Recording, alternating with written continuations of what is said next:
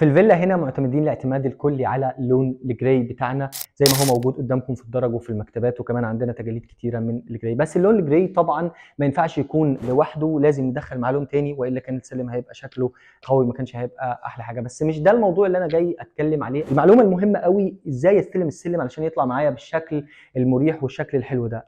اول استلام بالنسبه لي وهو البسطوم ده لازم تكون مسافته واحده في كل الدرج علشان ما يعمليش اي مشكله في السلم. فبستلم البسطوم ازاي؟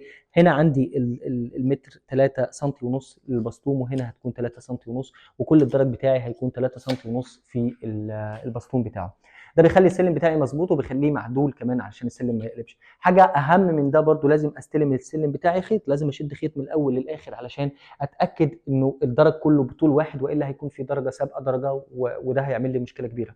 الحاجه برضو المهمه علشان تريحني وعلشان لما اطلع في سلم اطلع في سلم مظبوط، لازم استلم النوايم بتوع السلم على قده. يعني لازم انيم القده هنا، القده لازم تنام هنا علشان تنام على الدرج كله باريحيه تامه، ما تكونش بتلعب علشان يكون السلم بتاعي موزون ومظبوط.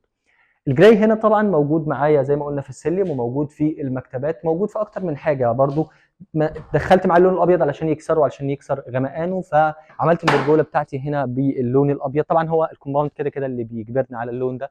وهنا عندي نافوره، فبالتالي عايز اعمل عوارض بس ما تكونش زي الشكل ده. هقفل كمان لسه العوارض على النافوره علشان تديني شكل حلو في البرجوله. هتشوفوا الفيلا بعد ما تخلص ان شاء الله هتكون تحفه، واتفرجوا عليها.